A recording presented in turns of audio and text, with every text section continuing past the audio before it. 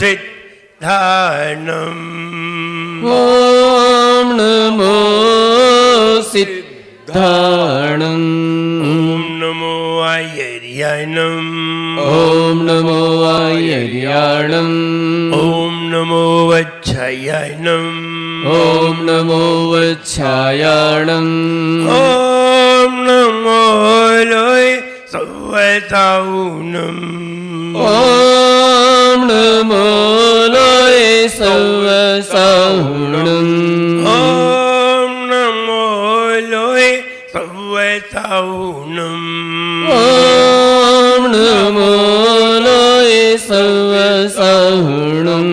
बोलिए एक जरा श्री आदिनाथ भगवान की जय। एक जरा श्री महावीर भगवान की जय। परम पूजाचार्य श्री कुंद कुंद भगवान की जय। परम पूजाचार्य गुरु श्री विराग सागर जी गुरुदेव की जय। आचार्य श्री विशुद्ध सागर मुनि महाराज की जय। अहिंसामयी जैन धर्म की जय। जय बोलिए परम पूज्य 108 आचार्य गुरुवर श्री विनम्र सागर जी महाराज की। जय बोलिए आचार्य संघ की। हे पुण्य नहीं गर सत्ता में, पुण्य नहीं गर सत्ता में, इष्ट वस्तु नहीं बसता में। पुण्य नहीं गर सकता में, इष्ट वस्तु नहीं बसता में। हालत गुजरे खस्ता में, हालत गुजरे खस्ता में। हालत गुजरे खस्ता में, हालत गुजरे खस्ता में। कर ले लाख जतन आकर, कर ले लाख जतन आकर, पुण्य बिना नौकर चाकर। कर ले लाख जतन आकर, पुण्य बिना नौकर चाकर।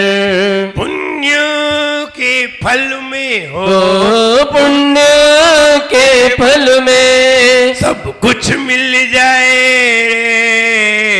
जीवन है पानी की बूंद, कब मिट जाए रे हो। जीवन है पानी की बूंद, कब मिट जाए रे। होनी अनहोनी हो, होनी अनहोनी कब क्या घट जाए। जीवन है पानी की बूंद, कब मिट जाए रे हो। जीवन है पानी की बूंद, कब मिट जाए रे। जग मेले में मेले हैं, जग मेले में मेले हैं, कितने यहाँ झमेले हैं। जग मेले में मेले हैं, कितने यहाँ झमेले हैं। फिर भी सभी अकेले हैं, फिर भी सभी अकेले हैं। फिर भी सभी अकेले हैं, फिर भी सभी अकेले हैं। गंदे खाते बंद करो, गंदे खाते बंद करो, गुरुवर से अनुबंध करो। गंदे खाते बंद करो, गुरुवर से अनुबंध करो। तभी जीवन में हो, तभी जीवन में खुशियां मिल पाए। जीवन है पानी की बूंद, कब मिट जाए रे हो। जीवन है पानी की बूंद, कब मिट जाए रे। होनी अनहोनी हो, होनी अनहोनी कब क्या घट जाए। जीवन है पानी की बूंद, कब मिट जाए रे हो। जीवन है पानी की बूंद, कब मिट जाए रे। हमें ऐसे काम हमेशा करते रहना चाहिए जिससे हमारे पुण्य में इतनी वृद्धि हो, इतनी वृद्धि हो, किसी के पास इतना पुण्य न हो, इतना पुण्य कमाया जाए। आपसे अगर पूछा जाए आप कितना पुण्य कमाना चाहते हैं, आप क्या उत्तर देंगे? थोड़ा बहुत सारा। कितना? सबसे ज्यादा। सबसे ज्यादा पुण्य कमाना चाहते हैं, पुण्य कमाइए। पुण्य माने अच्छे विचार करिए, अच्छे संस्कार लाइए और अच्छे कार्य करिए। पुण्य इसी से होता है। ऐसा नहीं है कहने से पुण्य हो जाए, कहने से हो जाता तो सभी के पास होता।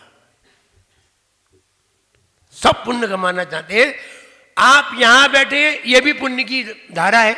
यहां भी तुम पुण्य कमाने आए हो। आप मंदिर आते हो तो भी पुण्य कमाने आते हो, गुरुओं के पास जाते हो तो भी पुण्य बढ़ाने ही जाते हो, स्वाध्याय करते हो तो भी पुण्य बढ़ाते हो, और अगर कोई नियम धारण कर लेते हो तो भी पुण्य ही बढ़ाते हो। पुण्य बढ़ाने के लिए प्रयत्न करते हैं। पाप के लिए प्रयत्न करने की कोई जरूरत, तुम पुण्य मत करो तो पाप तो अपने आप ही हो जाएगा। पुण्य करना पड़ता है, अच्छे कार्य करने पड़ते हैं, बुरे कार्य करने की जरूरत नहीं है। पास होने के लिए मेहनत करनी पड़ती है, दिन रात पढ़ना पड़ता है, खूब पढ़ना पड़ता है, याद करना पड़ता है, और समय पे सब कार्य करने पड़ते हैं। काय के लिए? पास होने के लिए। फेल होने के लिए क्या करना पड़ता है? बताओ। कुछ नहीं करो, फेल तो अपने आप हो जाओ, अपने आप मार्कशीट आ जाएगी 0। और पास के लिए मेहनत, मतलब ट्यूशन जानी पड़ती है, कोचिंग जानी पड़ती है, स्कूल जाना पड़ता है, किताब लाना पड़ती है, सिर खपाना पड़ता है, कितनी मेहनत करनी पड़ती है। सब काम छोड़ करके किताब में दिमाग लगाना पड़ता है, तब कहीं जाकर के पास होते हैं। तो फेल होने के लिए बताओ क्या करना पड़ता है? नहीं, क्या क्या करना पड़ता है? फार्म तो भरना ही पड़ता है। एक फार्म भरने जाना पड़ता है बस, ना कोचिंग जाना पड़ता है, ना पढ़ना पड़ता है, ना किताब में दिमाग लगाना पड़ता है, ना किताब लानी पड़ती है, कुछ नहीं करना पड़ता। मुझे अभी भी कई बार स्वप्न ऐसे आते हैं, अभी भी, ऐसा नहीं है नहीं आते, आते हैं। अभी भी ऐसे स्वप्न कभी कभी आ जाते हैं कि एग्जाम देने जाना है और टाइम निकल गया। अभी भी ऐसे स्वप्न आते हैं कि कल एग्जाम है और हम लेटे हुए हैं और एग्जाम देने जाना है, और जब तक वहां पहुंचे तब तक पता चला कि 7 बजे से एग्जाम है और 10 बज गए। वहां पहुंचते पहुंचते कहीं बीच में हमारी साइकिल अटक गई, कहीं बीच में हम अटक गए, कहीं बीच में वहां पहुंचे ही नहीं पाए। जब तक पहुंचे तब तक एग्जाम, और फिर नींद खुलती है। अभी तक ऐसे स्वप्न आते हैं। पर एक बार ऐसा किया है, बस एक बार ऐसा किया है कि एक पेपर मेरा खराब हो गया, एमकॉम प्रीवियस में एक पेपर मेरा कमजोर हो गया, और मेरा जो मन था वो मेरा मन था कि मुझे फर्स्ट क्लास लेनी है, और एक पेपर गड़बड़ हो गया। अब फर्स्ट क्लास तो गई, तो हमने चौथा पेपर दिया ही नहीं, देने ही नहीं गए। तो हम देने ही नहीं जाएंगे तो अपने आप ड्रॉप हो जाएगा, तो हम देने ही नहीं गए। जब नहीं देने गए तो अगली साल उसका पेपर दिया, फर्स्ट क्लास ली, और एमकॉम फाइनल में टॉप हुए। तो कहने का मतलब ये कि लक्ष्य वही था कि हमें टॉपर बनना है, फर्स्ट क्लास पानी है।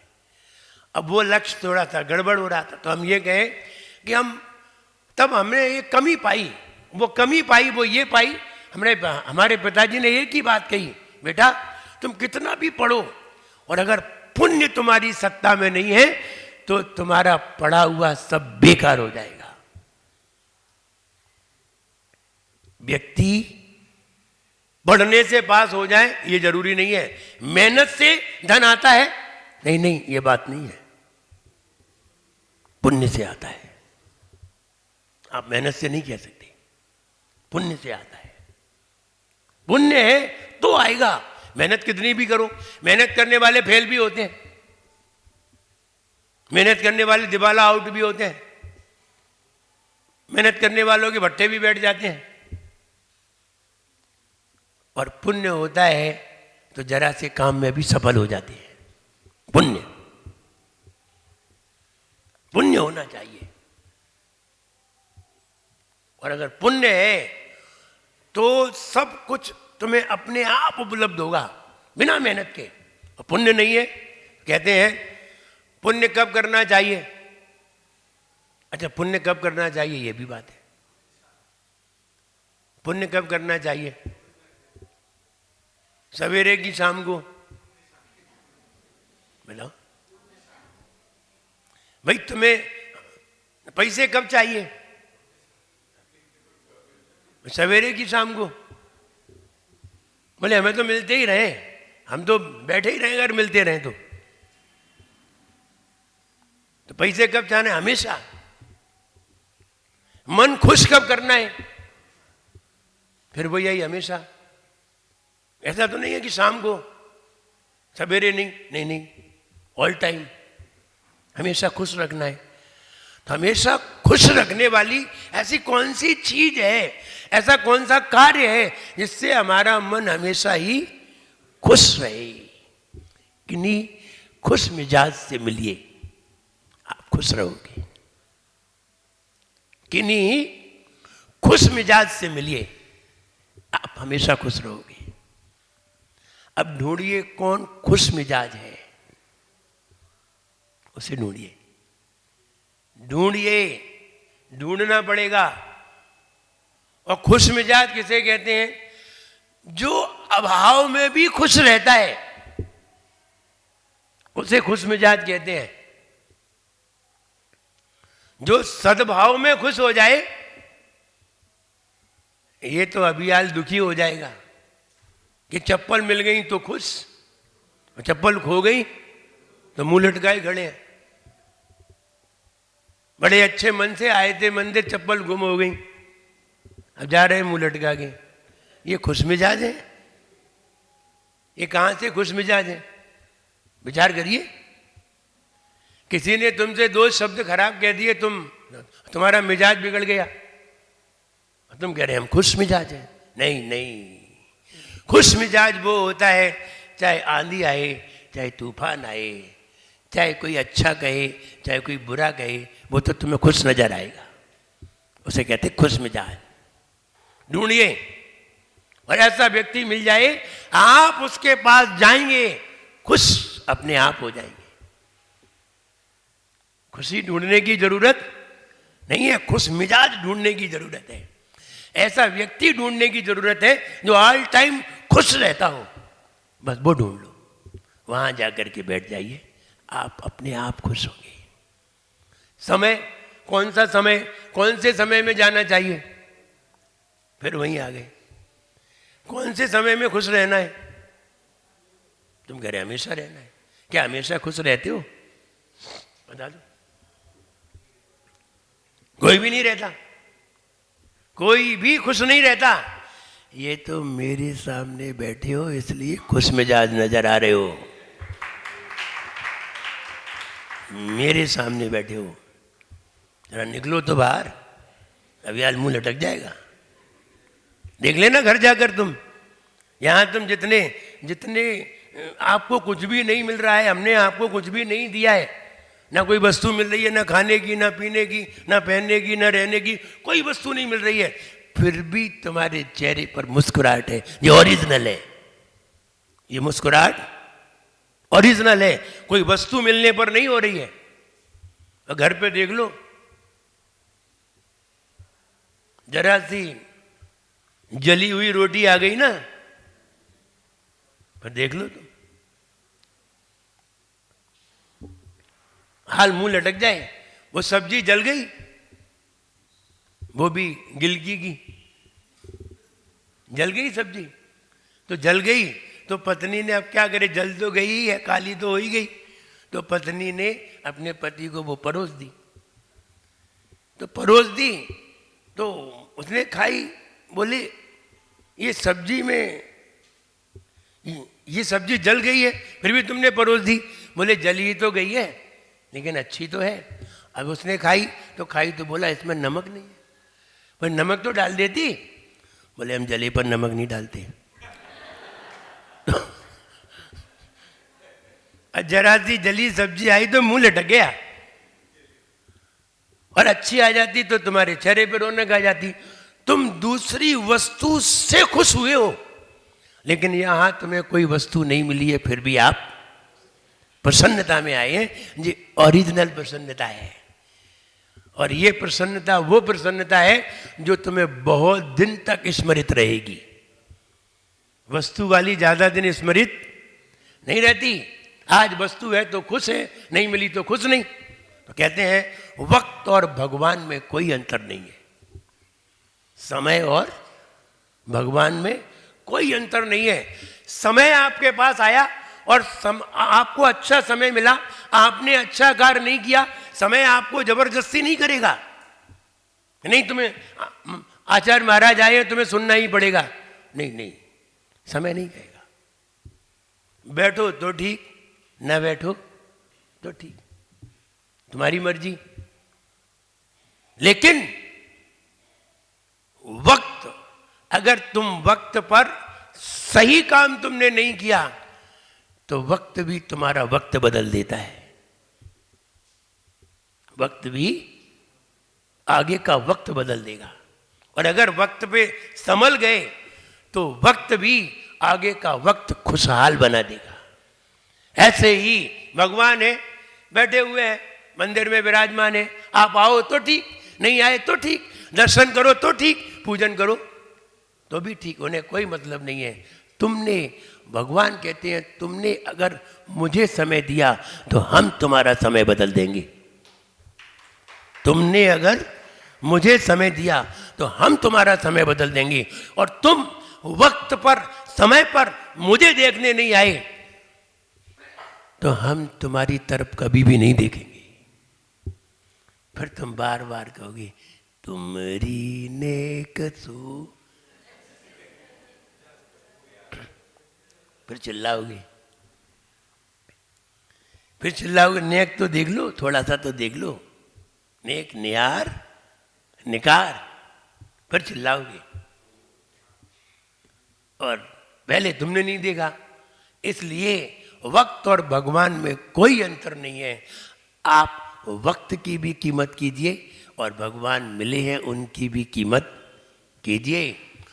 और मुनिराज मिल जाएं तो फिर बहुत कीमत कीजिए। वे बहुत कुछ बदल सकते हैं। वे वक्त नहीं, वे किस्मत नहीं।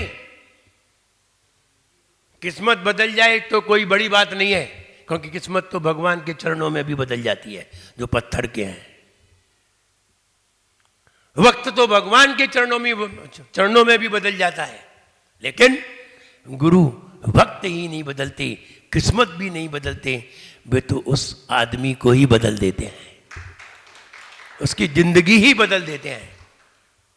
इसलिए गुरु का जीवन में बहुत महत्व है। जो नहीं समझ पाते वे गुरु को ही नहीं समझे हैं, वे गुरु को ही नहीं समझ पाए हैं। और जिस दिन गुरु को समझ जाओगे उस दिन तुम्हें मुनिराज मिलते ही दौड़ करके आओगे। तुम कहोगे आज हमें सही मार्ग दिखाने वाला कोई मिला है। भगवान को मार्ग दिखा रहे हैं? नहीं दिखा रहे हैं।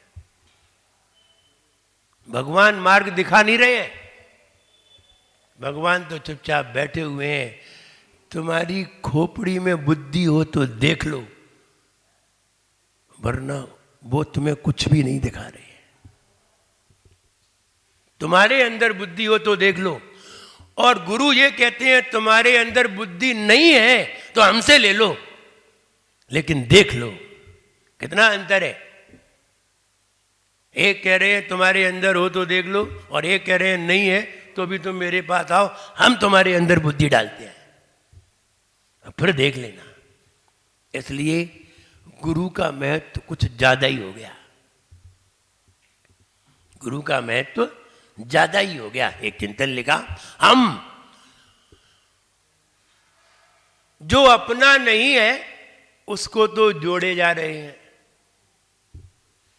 हम जो अपना नहीं है उसे जोड़े जा रहे हैं, और जो अपने साथ जाएगा उसे छोड़े जा रहे हैं। उसकी तरफ नजर नहीं है, उसकी तरफ निगाह नहीं है, उसकी तरफ विचार नहीं है। और जो अपना नहीं है उस पर 24 घंटे विचार है, दिन भर उसी के बारे में सोचते हैं, और जो अपना है उसके बारे में कुछ सोच ही नहीं पाते, उसे छोड़े जा रहे हैं।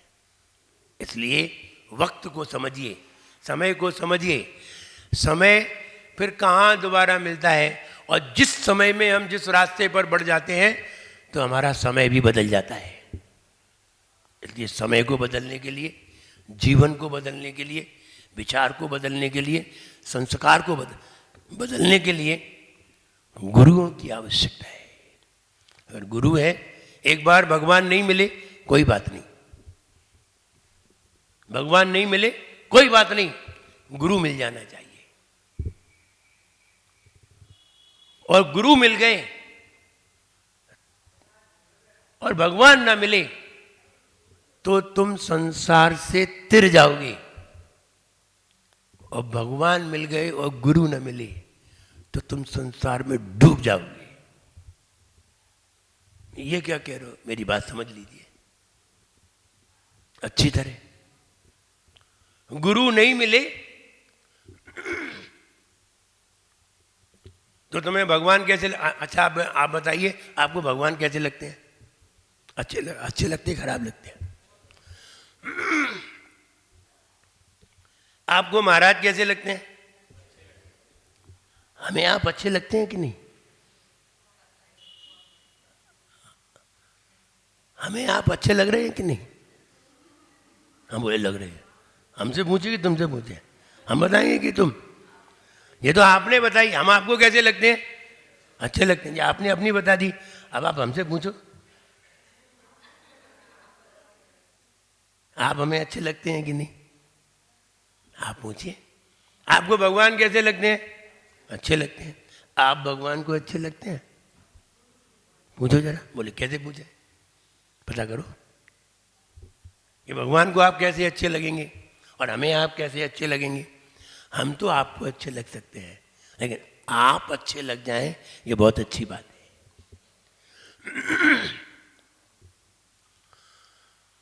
भगवान अगर आपको अच्छे लगते हैं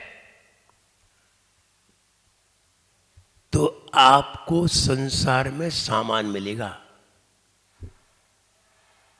भगवान आपको अच्छे लगते हैं तो आपको संसार में क्या मिलेगा? सामान मिलेगा। खूब पैसे वाले होगी, खूब धन मिलेगा, खूब खाने को मिलेगा, पहनने को मिलेगा, रहने को मिलेगा, क्योंकि भगवान आपको अच्छे लगते हैं। भगवान आपको अच्छे लगे तो सामान मिलेगा, और भगवान को तुम अच्छे लगो तो फिर तुम्हें भगवान मिलेगा, सामान नहीं मिलेगा। हम तुम्हें अच्छे लगे तो सामान मिलेगा, और तुम हमें अच्छे लगो तो भगवान मिलेगा। अब तुम अच्छे लगना चाहते हो कि हम? बोले आप ही ठीक है, आप ही अच्छे लगते रहो, हम आपको लगे या न लगे, आप अच्छे लगो। हाँ, हम आपको अच्छे लगे तो सामान, क्योंकि हम आपको अच्छे लगेंगे तो आप सेवा करेंगे, वैयावृत्ति करेंगे, आहार देंगे, स्वाध्याय सुनेंगे, तत्व चर्चा करेंगे, नियम धारण करेंगे, और हमें आप अच्छे लग गए तो हम तुम्हें ले चलेंगे। ठीक है ना भूपेंद्र जी? अब बताओ, तुमको हमें अच्छे लगना है या हम तुम्हें अच्छे लगे? बोले पहले आप हमें अच्छे लग जाओ, फिर धीरे धीरे हम अच्छे लगने लगेंगे। बात तो सही है, बात चिंतन की है कि हम आपको अच्छे लगेंगे तो आपके अंदर प्रसन्नता बनेगी। ध्यान रहे, आप मंदिर आते हैं, अब आपसे हम पूछें कि आप मंदिर क्यों आते हैं, आपके पास कोई जवाब है? क्यों आते हैं आप मंदिर? क्यों आते हैं? कहो पुण्य कमाने के लिए। क्या करने के लिए? पुण्य कमाने के लिए। बिल्कुल सही बात है, लेकिन पुण्य कैसे कमाया जाता है ये मालूम है? ये नहीं मालूम। यही तो नहीं मालूम है। मंदिर में आकर के भी तुम पुण्य कमा लो ये जरूरी नहीं है। मुझे तो एक भी नहीं लगता, हम तो जब आते हैं अभिषेक कराने हमें तो एक भी ऐसा दिखाई नहीं देता ये पुण्य कमा रहे होंगे, एक भी दिखाई नहीं देता। यदि अभिषेक करने से पुण्य होता है, कर लो 10% वाला 15% वाला, एक भी नजर नहीं आता हमें। हम एक आध देख लें, वो तो हमें देख करके कुछ आ जाए तो आ जाए। अब हम ऐसे चुपचाप देख लेना तो एक भी नजर नहीं आता कि ये पुण्य कर रहे होंगे। वो हम दिख जाएं तो बात अलग है। ध्यान रहे, पुण्य न गुणगान गाने से है, पुण्य न अभिषेक करने से है। पुण्य है सबसे पहले तुम प्रसन्न हो जाओ, खुश हो जाओ, एकदम प्रसन्नता से भर जाइए। फिर आप जो कुछ करेंगे सब पुण्य होगा। और आप प्रसन्न नहीं है, आप खुश नहीं है नेचुरल, और आप चावल चढ़ा रहे हैं तो क्या होना है? इतने चढ़ाए इतने मिल जाएंगे, इसमें कौन सी खुशी मिल जाएगी? बताओ, तुम्हें 2 बोरा चावल मिल जाए तो क्या आप खुश हो जाएंगे? नहीं होंगे। पहले आप प्रसन्न होइए। मंदिर जितने भी लोग आते हैं सब प्रसन्न होने के लिए आते हैं, और प्रसन्नता में जो भी कार्य किया जाता है वो कार्य सफल होता है। कहते हैं ना,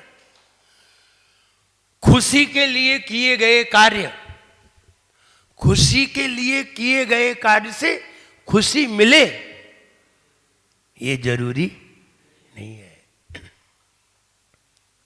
याद कर लेना, खुशी के लिए किए गए कार्य से खुशी मिले ये जरूरी नहीं है। शादी तो खुशी के लिए ही करते हैं। ये बताओ खुशी किसे मिली? ये बता दो हमें, हाथ ऊंचे करके बताओ। खुशी के लिए किए गए कार्य से खुशी मिले ये जरूरी नहीं है। खुश होकर किए गए कार्य से खुशी मिलती है ये जरूरी है। खुश होकर के कार्य, और शादी खुश होकर के करते हैं विपिन भैया, खुश होकर के। टेंशन में करते हैं, क्या करें, अब मन नहीं लगता है, इसलिए मन लगाने के लिए किसी दूसरे को लाते हैं। शादी जो दुखी होकर के कार्य किया है उसका रिजल्ट भी दुख है, और जो खुश होकर के कार्य किया है उसका रिजल्ट भी खुश है, प्रसन्नता है। एक दिन आप खुश हो जाइए, 1 साल तक खुशी रहेगी, लेकिन खुश होकर के किया गया कार्य भविष्य में सालों तक खुशी देता है, और दुखी होकर के किया गया कार्य सालों तक दुख देता है।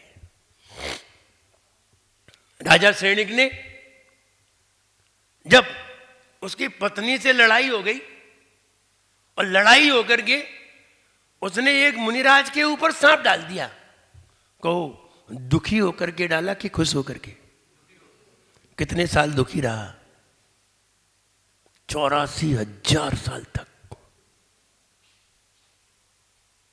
सांप कितनी देर में डाला था? 1 मिनट में? 1 मिनट तो बहुत होता है, डालने में कितनी देर लगती है?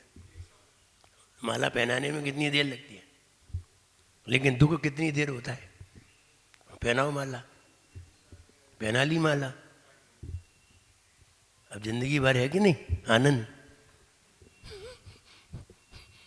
वहां सांप डाला था, अच्छा वो माला समझ में आ रही है, लेकिन उसने सांप डाला संक्लेशित होकर के, दुखी होकर के, झगड़ के, बदला लेने के उद्देश्य से दुखी होकर के सांप डाला। दुखी होकर के जरा सा दुख का कार्य किया। दुख कितने साल का हो गया? 84,000 साल का। 33 सागर था, उससे ज्यादा होती तो उससे ज्यादा लगती, उससे ज्यादा थी नहीं, 33 का वो 33,000 लगते, लेकिन अब सीमा ही इतनी थी, हाईएस्ट सीमा दे दी, लास्ट 1 सेकंड कम नहीं थी 33 सागर में। समझ लीजिए दुख के कार्य करने से दुख कितना लंबा हुआ। कोई व्यक्ति सुसाइड कर ले, दुखी होकर के सुसाइड कर ले, तो क्या वो आगे सुखी है? आगे इससे ज्यादा कई गुना दुखी है, इससे ज्यादा, क्योंकि दुखी होकर के मरा है। और देखिए मुनि महाराज को आहार देकर के मरण कीजिए, खुश होकर के। आहार कैसे दिया? खुश होकर के। नेचुरल की अननेचुरल? नेचुरल। नेचुरल खुशी किसे कहते हैं? दो और खुशी हो नेचुरल, और लो और खुशी हो अननेचुरल। लो और खुशी हो, जैसे कि बहनें कभी राखी बांधती हैं और उन्हें 500 का नोट टिकाओ, खुश, और 10 का नोट टिकाओ,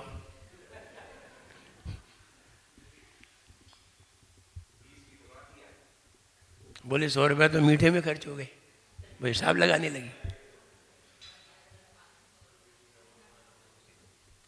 वो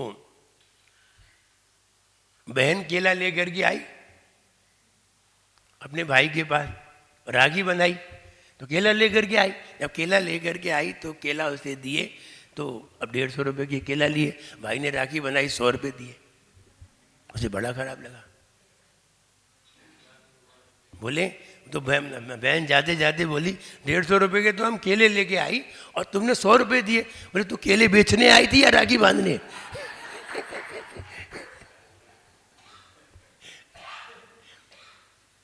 तो व्यक्ति है, वस्तु मिले तो खुशी, ये आर्टिफिशियल है, और वस्तु दे और प्रसन्नता जो ओरिजिनल है, कि देने पर खुशी हो। और आहार देने पर खुशी हुई। आपने आहार दिया, एक बार आहार दिया, आपने 100 बार आहार दिया,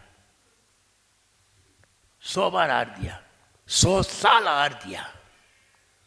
100 साल आहार देने के बाद आप कहां पहुंचे? कहां पर जाएंगे? आहार देने वाला कहां जाता है? भोग भूमि। मालूम है उसकी उम्र कितनी है? 1 2 3 एक त्रिपल्योपमार्थ, 1 2 3 पल। एक पल मिली कम से कम तो कितनी है?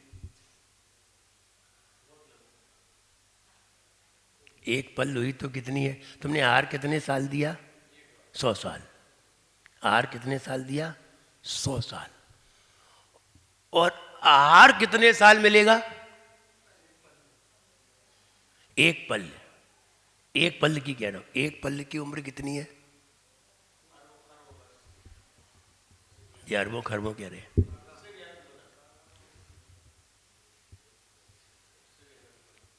कितनी है? अगर हम ये कहें कि कोड़ा कोड़ी, तो कोड़ा कोड़ी भी कम है। लाख करोड़ कहें तो वो भी कम है। अगर हम लाख करोड़ भी कह दें, 100 लाख करोड़ भी कह दें, तो 1 साल आहार देने से कितने लाख करोड़ मिला? 1 लाख करोड़। तो देखिए खुशी से किया तो खुशी कितने साल मिली? 1 लाख करोड़ वर्ष। और आहार कितना दिया? एक बार। अच्छा, एक दिन दिया, एक दिन दिया तो वो 1 लाख करोड़ था, उसमें से 365 का भाग दे दो, 1000 करोड़ हो गया। अगर एक दिन का आहार हमने खुश होकर के एक मुनिराज को दिया है तो 1000 करोड़ वर्ष तक हमें खुशी मिलेगी। खुशी से एक दिन किया कार्य इतने साल तक खुशी दे सकता है, और दुख से एक दिन किया कार्य 33 सागर तक का दुख दे सकता है। इसलिए कोई भी कार्य करो खुश होकर के करो। खुशी के लिए किया गया कार्य खुशी दे ये जरूरी नहीं है। खुश होकर के किया गया कार्य खुशी देगा ये जरूरी है। इसलिए जब भी आहार दो खुश होकर के दो। और तुम खुश नहीं होते हो तो महाराज पहले से ही कहते थे भैया जब मुंह लटकाए इससे हार नहीं लेना है, साइड से खड़ा हो जा, पहले साइड से खड़ा हो जा, फिर उससे कहेंगे शुद्धि बोल, फिर वो शुद्धि बोलेगा, मन शुद्धि, वचन शुद्धि, काय शुद्धि, फिर भी वो मुंह लटकाए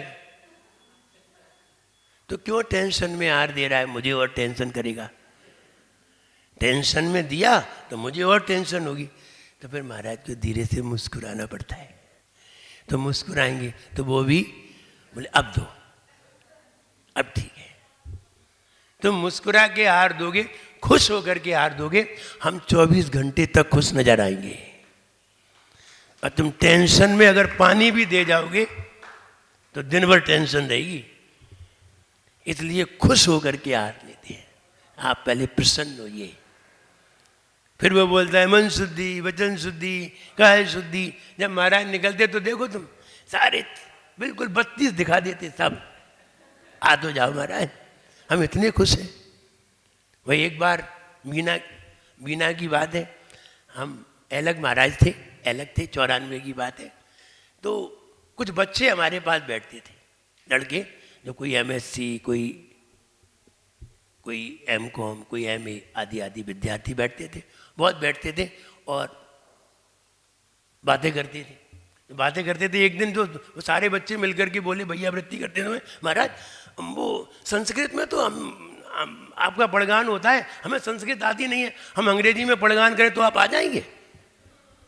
हमने बेटा हम तो आ जाएंगे, और कोई को नहीं पढ़गा दी, दूसरे महाराज आ गए तो गड़बड़ हो जाएगी। हम तो आ जाए, हम तो समझते हैं, लेकिन और कोई नहीं समझते। तो बोले महाराज आपकी बार आओगे, आप अंग्रेजी में पढ़ाएंगे। ठीक है। हमने देखो प्रसन्न होकर के पढ़गाना चाहिए, खुश होकर के पढ़गान करना चाहिए। ये हम पहले उन्हें सिखाते थे, तो बच्चे सब बैठ जाते थे, बोले हाँ आपकी बार आपको पढ़ाएंगे। हुआ ये कि उन्होंने, हम जैसे तैसे, बहुत दूर तक उनका वो था घर, वहाँ खड़े होते थे चौराहे पर, तो हम जैसे तैसे वहाँ पहुँचे। पहले 1-2 दिन तो गए ही नहीं, बीच में ही पड़ गए। बोले महाराज आप आए नहीं, रोज़ शाम को आके कहते आप उधर आए ही नहीं, हम लोग खड़े ही रहे, हम लोग इंतजार ही करते रहे, ऐसा कहते ही। तो हमने कहा ठीक है कल देखते हैं। कल गए तो हुआ ये कि वो तो अंग्रेजी में तैयार थे। हो स्वामीन, ये लगते हम, हो स्वामीन wishing you, wishing you, wishing you, बिल्कुल पूरी अंग्रेजी की तैयारी थी उनकी, और सारे लड़के तैयार थे। तो हुआ ये कि हम जा रहे थे आगे, लेकिन किसी कारणवश कोई निकला होगा इधर उधर से, तो हम थोड़े ठहर गए, रुक गए। तब तक पीछे वाले महाराज आगे आ गए। अब वो बूढ़े महाराज, और वो तो उन्होंने तो हमें देख लिया, दूर से ही चिल्लाने लगे, ओ स्वामीन विशिंग यू। अब वो दूसरे महाराज आगे आ गए। अब हमने कहा अब जी महाराज जा रहे हैं तो हम क्यों जाएं? तो हम दूसरी तरफ मुड़ गए, और वे बोले जी क्या बोल रहे हैं? अब उन्हें तो विशिंग समझ में नहीं आई, तो उन्हें तो वो डिसिंग समझ में आ गई। तो बोले जी क्या डिसिंग डिसिंग बोल रहे थे, ऐसा बोला जाता है? अब बेचारे रह गए। हमने कहा अब हम नहीं पढ़ गए। तो उन्होंने कहा फिर आए शाम को, बोले महाराज आप आए नहीं, हम बताओ कितनी जोर से चिल्ला रहे थे और आप उधर मुड़ गए। अब हमने कहा वो वाले महाराज जा रहे थे इसलिए हम इधर आ गए। हमने कल देखते हैं। कल फिर पहुँचे। अब उन्हें 4 दिन हो गए। अब वो कल फिर पहुँचे। जैसे ही पहुँचे तो उन्होंने फिर चिल्लाना चालू किया, ओ स्वामीन विशिंग यू, विशिंग यू। तो हम जैसे तैसे आगे बढ़े, लेकिन देखा कोई हंस नहीं रहे थे, कोई प्रसन्न कोई नहीं थे, सब चिल्ला रहे थे। तो हमने कहा प्रसन्न तो है ही नहीं। तो हम ऐसे घूम के और देखते हुए आगे निकल गए, दूसरे चौके में चले गए। बोले महाराज आप आए नहीं, हमने आपको अंग्रेजी में पढ़ाया था, आप आए नहीं। हमने आप लोग प्रसन्न मुद्रा में नहीं थे, हंस नहीं रहे थे, थोड़े प्रसन्न मुद्रा में रहना चाहिए। तो बोले महाराज कल आइए। कल फिर देखते हैं। कल फिर पहुँचे, सारे चौके छोड़ करके वहाँ तक पहुँचे, इतनी दूर। और पहुँच करके चौराहे पर 3-4 चौके थे, तो चौराहे पर पहुँचे तो वो हंसने लगे। अब वो पढ़गान ही नहीं करे और लगे हंसने। क्या आदमी, अब इनवाइट तो कर लो। हम पूरे में ऐसे घूम के गए, उन्होंने वो हंसते रहे, हम फिर नहीं पढ़ गए। नहीं पड़ गई। तो वो फिर शाम को आए, बोले महाराज, बोले आज तो हम महाराज बहुत हंस रहे थे, इतने प्रसन्न थे, आप फिर भी नहीं आए। तो हमने कहा प्रसन्न तो थे, बुला तो लेते। बोले महाराज कल आइए। कल फिर देखते। छठवें दिन जाकर के उन्होंने बड़ी अच्छे ढंग से, सारे पूरी टीम थी, लगभग 15 से 20 लोग थे, तो पूरी टीम थी, और उन्होंने बड़े अच्छे ढंग से अंग्रेजी में पढ़ाया, और पढ़ान करके और प्रसन्नता में भी फिर उन्होंने हार दिए। तो हमने ये कहा बेटा खुश होकर के हार देना चाहिए। खुश होकर के दिया गया हार लाख गुना फलदायी हो जाता है, और वही कार्य अगर टेंशन में किया जाए तो वो 100 गुना भी फलदायी नहीं होता। इसलिए धर्म का कार्य जब भी करें खुश होकर के करें, प्रसन्नता से करें, पूजन करें प्रसन्न होकर के करें। अब प्रसन्नता आए कहाँ से? घर से तो जाते हैं टेंशन में। इसलिए आचार्यों ने कहा है सुबह उठ करके नहा धो करके किसी का भी मुंह ना देखो, सीधे मंदिर आओ। क्यों कहते हैं? किसी का भी मुंह देख लिया और तुम्हारा ही मुंह खराब हो गया तो पूजन में कोई मजा नहीं आएगा। इसलिए खुश होकर के कार्य करिए। धर्म के कार्य प्रसन्न होकर के करना चाहिए। प्रसन्नता से किया गया कार्य लाख गुना फलदायी हो जाता है, और दुखी होकर के किया गया कार्य कई गुना दुख देने वाला होता है। इसलिए प्रसन्न होकर के कार्य करिए, जीवन में आनंद लीजिए। सबके लिए मेरा खूब आशीर्वाद है। सब लोग प्रसन्न रहिए, खुश रहिए। जय बोलिए परम पूज्य आचार्य गुरुवर श्री विराट नगर जी गुरुदेव की।